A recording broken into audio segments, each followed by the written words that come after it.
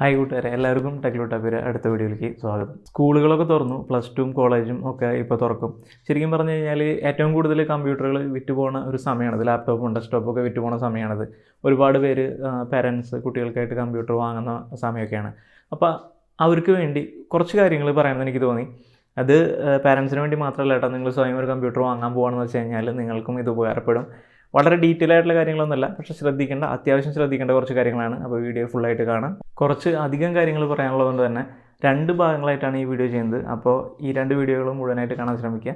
നമുക്ക് വീഡിയോയുടെ ആദ്യത്തെ ഭാഗത്തിലേക്ക് കിടക്കാം. ഏറ്റവും കൂടുതൽ പാരൻസ് പറഞ്ഞിട്ടുള്ള ഒരു കാര്യമാണ് എന്ന് വെച്ച് കഴിഞ്ഞാൽ, എന്നോട് ചിലപ്പോൾ ഒന്ന് പറയാറുണ്ട്, സാധാരണ ഒരു കമ്പ്യൂട്ടർ മതി, അത് അവന് വലിയ ആവശ്യത്തിനൊന്നുമല്ല, ജസ്റ്റ് ഒന്ന് ഗെയിം കളിക്കണം, അതുപോലെ തന്നെ കുറച്ച് ഇൻ്റർനെറ്റ് ബ്രൗസ് ചെയ്യണം, ഇത്രയൊക്കെയുള്ള കാര്യങ്ങളുള്ളൂ എന്ന്. ശരിക്കും പറഞ്ഞാൽ ഇതൊരു തെറ്റിദ്ധാരണയാണ്. കാരണം ഗെയിമിങ്ങിനും എഡിറ്റിങ്ങിനും ഗ്രാഫിക് ഡിസൈനൊക്കെ വേണ്ടിയിട്ടാണ് പവർഫുൾ ആയിട്ടുള്ള പി സികൾ വേണ്ടത്. സാധാരണ പഠനാവശ്യങ്ങൾക്ക് പ്രാധാന്യം കൊടുത്തുകൊണ്ട് വാങ്ങുന്ന ഒരു പി സി ആണെന്ന് വെച്ചാൽ ഗെയിമിംഗ് പി സിയിലേക്കൊന്നും പോകേണ്ട കാര്യമില്ല. അതിലും താഴെ കോൺഫിഗറേഷനുള്ള ഒരു പി സി വാങ്ങിയാൽ മതി. അതുപോലെ തന്നെ നമുക്ക് എന്താ പറയുക, ഇപ്പോൾ 3D മോഡലിങ്ങും അതുപോലെ ഡിസൈനിങ്ങും അങ്ങനത്തെ കാര്യങ്ങളൊക്കെ ചെയ്യണമെന്നുണ്ടെന്നുണ്ടെങ്കിൽ ആ ഗെയിമിംഗ് പി സി കുഴപ്പമില്ല. അപ്പോൾ അത് ഗെയിമിങ്ങിനും ഉപകരിക്കും, അതുപോലെ നല്ലപോലെ ഗ്രാഫിക്സ് ആവശ്യമുള്ള കാര്യങ്ങൾക്ക് ഉപകരിക്കും. അടുത്തൊരു സംശയമാണ്, ലാപ്ടോപ്പ് വാങ്ങണോ അതോ ഡെസ്ക്ടോപ്പ് വാങ്ങണോ എന്നുള്ളത്. ശരിക്കും ഒരു പ്ലസ് 2 അല്ലാതെ അതിൽ താഴെയുള്ള കുട്ടികൾക്കൊക്കെയാണെന്ന് വെച്ച് കഴിഞ്ഞാൽ ഡെസ്ക്ടോപ്പാണ് നല്ലത്. കാരണം എന്താ വെച്ച് കഴിഞ്ഞാൽ ഡെസ്ക്ടോപ്പ് കുറച്ചും കൂടി ഡ്യൂറബിൾ ആയിരിക്കും. അത് തന്നെയല്ല, അസംബിൾഡ് ഡെസ്ക്ടോപ്പ് വാങ്ങണമെന്ന് വെച്ചാൽ വിലയും കുറവാണ്. പിന്നെ അതിൻ്റെ ഏതെങ്കിലും പാർട്സ് കംപ്ലൈൻറ്റ് ആയി കഴിഞ്ഞാൽ നമുക്ക് മാറ്റാനും എളുപ്പമാണ്. അപ്പോൾ ചെറിയ കുട്ടികളൊക്കെ ഉണ്ടെന്നുണ്ടെങ്കിൽ ഡെസ്ക്ടോപ്പ് ആയിരിക്കും കുറച്ചുകൂടി നല്ലതാവുക. അവർ കുറച്ച് റഫായിട്ട് യൂസ് ചെയ്താൽ അത് പെട്ടെന്ന് കംപ്ലൈൻറ്റ് ആവില്ല. പക്ഷേ ബ്രാൻഡഡ് ഡെസ്ക്ടോപ്പുകൾ വാങ്ങരുത്. കാരണം വെച്ചാൽ ബ്രാൻഡഡ് ഡെസ്ക്ടോപ്പുകൾ വാങ്ങി കഴിഞ്ഞാൽ ലാപ്ടോപ്പിൻ്റെ അതേപോലെ തന്നെയായിരിക്കും. അതിലുള്ള കാര്യങ്ങൾ മാറ്റണമെന്നുണ്ടെങ്കിലും വില കൂടുതലായിരിക്കും. അതുകൊണ്ട് അസംബിൾഡ് ഡെസ്ക്ടോപ്പുകൾ വാങ്ങുന്നതാണ് കുറച്ചും കൂടി നല്ലത്. പക്ഷേ ഒരു കോളേജിലൊക്കെ പഠിക്കുന്ന കുട്ടിയാണ്, പഠനാവശ്യങ്ങൾക്കായിട്ട് അവർക്കത് കോളേജിലേക്ക് കൊണ്ടുപോകേണ്ടി വരുന്നുണ്ടെന്നുണ്ടെങ്കിൽ, അങ്ങനത്തെ കാര്യങ്ങളൊക്കെ ഉണ്ടെന്നുണ്ടെങ്കിൽ എപ്പോഴും നല്ലത് ലാപ്ടോപ്പ് തന്നെയാണ്. പിന്നെ അത് കുറച്ചും കൂടി മുതിർന്ന കുട്ടികളാകുമ്പോൾ കുറച്ചും കൂടി കെയർഫുള്ളായിട്ട് യൂസ് ചെയ്തോളും.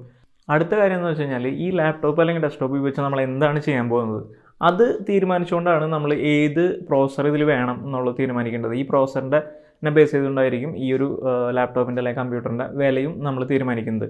ഇൻ്റലും AMD ഇങ്ങനെ 2 കമ്പനികളാണ് പ്രോസസ്സറുകൾ മെയിനായിട്ട് ഉണ്ടാക്കുന്നത്. അതിൽ പണ്ട് കാലം മുതൽക്ക് തന്നെ കഴിഞ്ഞാൽ ഇൻ്റൽ വളരെ നല്ല പ്രോസസ്സറാണെന്നുള്ളൊരു ധാരണ പൊതുവിൽ പരന്നതുകൊണ്ട് കൂടുതൽ പേര് ഇൻ്റലാണ് പ്രിഫർ ചെയ്യുന്നത്. പക്ഷേ എൻ്റെ പേഴ്സണലായിട്ടുള്ള അഭിപ്രായം എന്ന് പറഞ്ഞു കഴിഞ്ഞാൽ എനിക്ക് AMD ആണ് ഇഷ്ടം. കാരണം കുറച്ചുകൂടി നന്നായിട്ട് ഗ്രാഫിക്സ് ഹാൻഡിൽ ചെയ്യുന്നത് AMD ആണെന്ന് എനിക്ക് തോന്നിയിട്ടുണ്ട്. എൻ്റെ മാത്രം അഭിപ്രായമാണ് കേട്ടോ. അപ്പോൾ അങ്ങനെ തോന്നിയിട്ടുണ്ട്. ഇൻ്റലും AMD ഒരുപോലെ നല്ല പ്രോസസ്സറുകളാണ്. നിങ്ങൾക്ക് ഏത് പ്രോസസ്സർ വേണമെങ്കിലും ചൂസ് ചെയ്യാം. അതുപോലെ തന്നെ ഇൻ്റലിൻ്റെ കാര്യം എന്താണെന്ന് വെച്ച് കഴിഞ്ഞാൽ, ഇൻ്റൽ കുറച്ചും കൂടി പവർ എഫിഷ്യൻ്റ് ആണ്, AMD കുറച്ചും കൂടി അത്ര പവർ എഫിഷ്യൻ്റ് അല്ല. അത് ഈ 2 വ്യത്യാസം മാത്രമേ എനിക്ക് തോന്നിയിട്ടുള്ളൂ. ബാക്കി 2 പ്രോസസ്സറും ഒരേപോലെ നല്ല രീതിക്ക് പെർഫോം ചെയ്യുന്ന പ്രോസസ്സറുകളാണ്. വിലയുടെ കാര്യം നോക്കുകയാണെന്ന് വെച്ച് കഴിഞ്ഞാലും ഇൻ്റലിനേക്കാളും കുറച്ച് വില കുറവാണ് AMDയുടെ പ്രോസസ്സർ. അത് തന്നെയല്ല, നമ്മൾ ആ ഒരു വില കുറവിൻ്റെ കാര്യം വെച്ച് നോക്കുമ്പോൾ ആ കൊടുക്കുന്ന വിലയ്ക്ക് കുറച്ചും കൂടി മൂല്യം കിട്ടുന്നത് AMD പ്രോസസ്സറുകളാണെന്ന് എനിക്ക് തോന്നിയിട്ടുണ്ട്. അപ്പോൾ ആരെങ്കിലും നിങ്ങളോട് പറയുകയാണ് AMD പൊട്ട പ്രോസസ്സറാണെന്ന് പറയുന്നത് വെച്ചാൽ നിങ്ങൾ വിശ്വസിക്കേണ്ട. ഇൻ്റലിൻ്റെ കാര്യം പറയുകയാണെങ്കിൽ ഇൻ്റലിൻ്റെ പെൻറ്റിയം, സെലറോൺ ഈ പ്രോസസ്സറൊന്നും ഞാൻ സാധാരണ സജസ്റ്റ് ചെയ്യില്ല. കാരണം എന്താ വെച്ച് കഴിഞ്ഞാൽ, നിങ്ങളൊരു ഡെസ്ക്ടോപ്പാണ് വാങ്ങുന്നത്, അതിൽ നിങ്ങൾക്കൊരു MS ഓഫീസ് ഉപയോഗിക്കണം, അതുപോലെ തന്നെ വെബ് ബ്രൗസ് ചെയ്യണം, ഇത്രയൊക്കെ കാര്യങ്ങളുള്ളൂ എന്നുണ്ടെന്നുണ്ടെങ്കിൽ നിങ്ങൾക്ക് വേണമെന്നുണ്ടെങ്കിൽ സെലറോണോ പെൻറ്റിയോ ഒക്കെ യൂസ് ചെയ്തിട്ടുള്ള ഒരു ഡെസ്ക്ടോപ്പ് വാങ്ങാം. അത് കുഴപ്പമൊന്നുമില്ല. പക്ഷേ ലാപ്ടോപ്പ് ആണെന്നുണ്ടെങ്കിൽ മിനിമം Core i3 ഉപയോഗിക്കണം എന്നാണ് എൻ്റെ അഭിപ്രായം. അതുപോലെ തന്നെ AMD പ്രോസസ്സറുകളാണെന്ന് വെച്ച് കഴിഞ്ഞാൽ, നിങ്ങൾ ഡെസ്ക്ടോപ്പാണ് ഉദ്ദേശിക്കുന്നുണ്ടെങ്കിൽ വേണമെന്നുണ്ടെങ്കിൽ AMD Athlon പ്രോസസ്സറുകളൊക്കെ ഉപയോഗിച്ചിട്ടുള്ള ഒരു ഡെസ്ക്ടോപ്പ് നിങ്ങൾക്ക് ഉപയോഗിക്കാം. പക്ഷേ അതൊരു ലാപ്ടോപ്പ് ആണെന്നുണ്ടെന്നുണ്ടെങ്കിൽ മിനിമം Ryzen 3 ഉപയോഗിക്കണം. ഇതെന്തുകൊണ്ടാണ് ലാപ്ടോപ്പിൽ ഇങ്ങനെ കുറച്ചുകൂടി കൂടിയ പ്രോസസ്സർ വേണമെന്ന് പറയുന്നതിൻ്റെ കാര്യം എന്താണെന്നറിയോ? കാരണം നമ്മളൊരു ഇൻ്റലിനെ തന്നെ ഉദാഹരണമായിട്ട് എടുക്കാം. ഇപ്പോൾ സെയിം പ്രോസസ്സർ, ഇതിപ്പോൾ ഇൻ്റൽ Core i3 പ്രോസസ്സറാണെന്ന് വിചാരിക്കുക. ഈ ഇൻ്റൽ Core i3 പ്രോസസ്സറിന് ഡെസ്ക്ടോപ്പ് വേർഷനും ഉണ്ട്, ലാപ്ടോപ്പ് വേർഷനും ഉണ്ട്.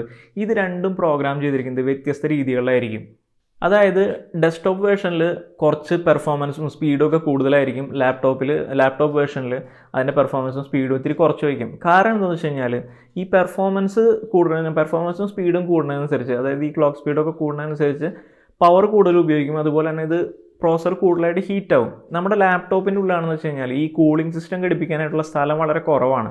അപ്പോൾ അങ്ങനെയുള്ളൊരു സ്ഥലത്ത് പ്രോസസ്സർ ഭയങ്കരമായിട്ട് ഹീറ്റായി കഴിഞ്ഞ് കഴിഞ്ഞാൽ അതിന് വേണ്ട വിധം തണുപ്പിക്കാനുള്ള ഒരു സംവിധാനം അതിലില്ല. അതിലങ്ങനെ ഉൾക്കൊള്ളിക്കാൻ പാടാണ്. അതുകൊണ്ട് തന്നെ എളുപ്പം ചെയ്യാം. അതുപോലെ തന്നെ പവർ കൺസംഷൻ കൂടുതൽ വന്നു കഴിഞ്ഞ് കഴിഞ്ഞാൽ ബാറ്ററി പെട്ടെന്ന് ഡ്രെയിൻ ആയി പോകും. അതും ഒരു പ്രശ്നമാണ്. അപ്പോൾ ഇത് രണ്ടും പരിഹരിക്കാനായിട്ട് മിക്കവാറും ഈ ലാപ്ടോപ്പ് വേർഷനുകളിൽ അവർ സ്പീഡും പെർഫോമൻസും ഒക്കെ ഒന്ന് കുറച്ച് വയ്ക്കും. അതുകൊണ്ട് പവർ കൺസംഷനും കുറവായിരിക്കും. അതേസമയം ഡെസ്ക്ടോപ്പ് വേർഷനേക്കാളും കുറച്ച് സ്പീഡും പെർഫോമൻസും കുറവായിരിക്കും. അതുകൊണ്ട് എപ്പോഴും ലാപ്ടോപ്പ് എടുക്കുമ്പോൾ ലാപ്ടോപ്പിൽ നമ്മൾ മിനിമം കുറച്ച് കൂടിയ പ്രോസസ്സർ വേണം. അതാണ് അതിൻ്റെ ഒരു അങ്ങനെ ചെയ്യുന്നതാണ് നല്ലത്. ഡെസ്ക്ടോപ്പിലാണെന്ന് വെച്ചാൽ ഈ പ്രശ്നമില്ല. കാരണം വെച്ചാൽ ഡെസ്ക്ടോപ്പിലാണെന്ന് വെച്ച് കഴിഞ്ഞാൽ നമുക്ക് കുറച്ചും കൂടി വലിയ കൂളിംഗ് സിസ്റ്റങ്ങൾ ഉപയോഗിക്കാം. അതുകൊണ്ട് തന്നെ പ്രോസസ്സറിനെ കുറച്ച് എഫിഷ്യൻ്റായിട്ട് കൂൾ ചെയ്യാം.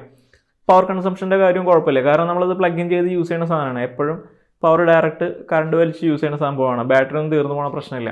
അതുകൊണ്ട് തന്നെ അതിൽ കുറച്ചും കൂടി ഹൈ പെർഫോമൻസ് കിട്ടും. കൂളിംഗ് സിസ്റ്റം കുറച്ചും കൂടി എഫിഷ്യൻ്റായിട്ട് വർക്ക് ചെയ്യും. അതുകൊണ്ട് എപ്പോഴും ഈ ഡെസ്ക്ടോപ്പ് വേർഷനിലാണെന്ന് വെച്ച് കഴിഞ്ഞാൽ ഡെസ്ക്ടോപ്പ് വേർഷൻ പ്രോസസ്സറുകളിൽ ഈ എന്താ പറയുക കുറച്ചും കൂടി പവറും പെർഫോമൻസും കൂടുതൽ കിട്ടും. അതുകൊണ്ടാണ് മിക്കവാറും ഈ എഡിറ്റിങ്ങിനും ഗെയിമിങ്ങിനും ഒക്കെ ഉപയോഗിക്കുന്നവർ, നിങ്ങൾ ശ്രദ്ധിച്ചിട്ടുണ്ടാവും, മിക്ക എഡിറ്റേഴ്സും അല്ലെങ്കിൽ ഗെയിമേഴ്സും ഒക്കെ മിക്കവാറും അവർ ഡെസ്ക്ടോപ്പാണ് പ്രിഫർ ചെയ്യുന്നത്. അതിൻ്റെ കാരണം ഇതാണ്.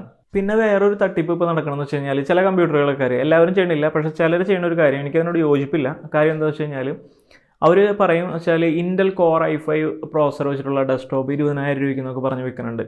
ശരിക്കും പറഞ്ഞു കഴിഞ്ഞാൽ കാണുമ്പോൾ ഇത് ഇൻ്റൽ ഒരുപാട് പോപ്പുലർ ആയതുകൊണ്ടാണ് കേട്ടോ മിക്കവാറും ഒരു ഇൻ്റലിനെ ടാർഗറ്റ് ചെയ്തുകൊണ്ട് ഇങ്ങനെ ബിസിനസ് ചെയ്യണത്. ശരിക്കും പറഞ്ഞാൽ ഇത് കാണുമ്പോൾ നമുക്ക് തോന്നും നല്ല ഓഫറാണല്ലോ, കാരണം വെച്ച് കഴിഞ്ഞാൽ കോർ i5 നമുക്ക് 20,000 രൂപയ്ക്ക് കിട്ടുമല്ലോ എന്ന് തോന്നും. പക്ഷേ നമ്മൾ ആലോചിക്കേണ്ട കാര്യം എന്താണെന്ന് വെച്ച് കഴിഞ്ഞാൽ ഈ ഇൻ്റലിൻ്റെ core i3, core i5, core i7 series പ്രോസസ്സറുകളൊക്കെ ഇറങ്ങാൻ തുടങ്ങിയിട്ട് 10-12 കൊല്ലമായി. ശരിക്കും പറഞ്ഞാൽ നമ്മളിപ്പോൾ ഉപയോഗിക്കുന്നത് 13th ജെൻ, അല്ലാന്നുണ്ടെങ്കിൽ ഉപയോഗിക്കുന്നത് 12th ജെൻ ആണ്. 13th ജനറേഷൻ പ്രോസസ്സറുകൾ ഇറങ്ങി തുടങ്ങി ഈ കാണുന്ന i5ഉം i3ഉം i7 എല്ലാം. അപ്പോൾ ശരിക്കും പറഞ്ഞാൽ ആ ഒരു പുതിയ ജനറേഷൻ i5 പ്രോസസ്സറിന് തന്നെ 10-14,000 രൂപ വില വരും. അതേ സമയത്താണ് ഇവർ പറയുന്നത് ഒരു ഡെസ്ക്ടോപ്പ് ഫുള്ളായിട്ട് ഇവർ 20,000 രൂപയ്ക്ക് കൊടുക്കുന്നു പറയുന്നത്. മിക്കവാറും അതിൽ ഉപയോഗിക്കുന്നത് വല്ല സെക്കൻഡ് ജനറേഷനോ തേർഡ് ജനറേഷനോ ഒക്കെ i5 പ്രോസസ്സറുകളായിരിക്കും. അതൊന്നും നിങ്ങൾ വാങ്ങരുത്. കാരണം എന്ന് വെച്ച് കഴിഞ്ഞാൽ അത് വാങ്ങിക്കഴിഞ്ഞാലുള്ള സപ്പോർട്ടും കുറവായിരിക്കും. അതിന് മദർ ബോർഡും കാര്യങ്ങളൊക്കെ പഴയതായിരിക്കും. കുറച്ച് നാൾ ഉപയോഗിക്കുമ്പോഴത്തേനും അതിന് എന്താ പറയുക, അത് നമ്മുടെ പെർഫോമൻസിനെ കാര്യമായിട്ട് ബാധിക്കും. പഴയ പ്രോസസ്സർ വെച്ചിട്ടുള്ള PC കൾ എടുക്കുകയാണെന്ന് വെച്ച് കഴിഞ്ഞാൽ ഇൻ്റലിൻ്റെ കാര്യത്തിലാണെന്ന് വെച്ച് കഴിഞ്ഞാൽ മാക്സിമം ഒരു 9th ജനറേഷൻ വരെ താഴെ പോകാം. അതിനും താഴെയുള്ള പ്രോസസ്സറുകൾ എടുക്കാണ്ടിരിക്കുകയാണ് നല്ലത്.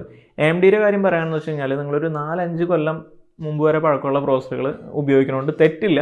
നിങ്ങളുടെ കയ്യിൽ പൈസ വളരെ കുറവാണെങ്കിൽ മാത്രം ഇങ്ങനെ ചെയ്താൽ മതിയിട്ടാ. കാരണം എന്ന് വെച്ച് കഴിഞ്ഞാൽ അല്ലെങ്കിൽ ഞാനിതിനെ ഒരിക്കലും സപ്പോർട്ട് ചെയ്യുന്നില്ല. എപ്പോഴും നിങ്ങളുടെ കയ്യിൽ ആവശ്യത്തിന് പൈസ ഉണ്ടെന്നുണ്ടെന്നുണ്ടെങ്കിൽ നിങ്ങൾ എപ്പോഴും ലേറ്റസ്റ്റ് ജനറേഷൻ പ്രോസസ്സർ എടുക്കുന്നതാണ് നല്ലത്. ഞാൻ അതിനെയാണ് കുറച്ചുകൂടി സപ്പോർട്ട് ചെയ്യുന്നത്. പക്ഷേ ഇല്ലാന്നുണ്ടെങ്കിൽ ഇങ്ങനെ ചെയ്യാം. മാക്സിമം ഒരു 3 ഇയറോ 4 ഇയറോ പഴക്കമുള്ള ഒരു പ്രോസസ്സർ ഉപയോഗിക്കാം. അതിലും താഴെ പോകണ്ട, അതാണ് നല്ലത്. മദർ ബോർഡിനെ കുറിച്ച് നിങ്ങൾ ടെൻഷൻ ആവേണ്ട കാര്യമില്ല. കാരണം വെച്ചാൽ പ്രോസസ്സർ ലേറ്റസ്റ്റ് ജനറേഷൻ ആണെന്നുണ്ടെന്നുണ്ടെങ്കിൽ അതിനനുസരിച്ച് തന്നെയായിരിക്കും മദർ ബോർഡും റാമും അതുപോലെ അതിനോടനുബന്ധിച്ച കാര്യങ്ങളൊക്കെ ഉള്ളത്. അപ്പോൾ മദർ ബോർഡിനെ കുറിച്ച് വലിയ ടെൻഷൻ അടിക്കേണ്ട കാര്യമില്ല. ഇത്രയും കാര്യങ്ങളാണ് ഈ വീഡിയോയിൽ പറയാനുള്ളത്. ഓരോ ഉപയോഗത്തിനും ഏത് തരത്തിലുള്ള കമ്പ്യൂട്ടറുകൾ ഉപയോഗിക്കണം, അതുപോലെ ജനറലായിട്ട് കമ്പ്യൂട്ടർ വാങ്ങുമ്പോൾ ശ്രദ്ധിക്കേണ്ട കാര്യങ്ങൾ എന്തൊക്കെയാണ്, ഇതൊക്കെ നമുക്ക് അടുത്ത വീഡിയോയിൽ പറയാം. അടുത്ത വീഡിയോയുടെ ലിങ്ക് താഴെ ഡിസ്ക്രിപ്ഷൻ ബോക്സിലും അതുപോലെ എൻ്റെ സ്ക്രീനിലും കൊടുക്കുന്നുണ്ട്. അപ്പോൾ അടുത്ത വീഡിയോയിൽ വീണ്ടും കാണുന്നവരേക്കും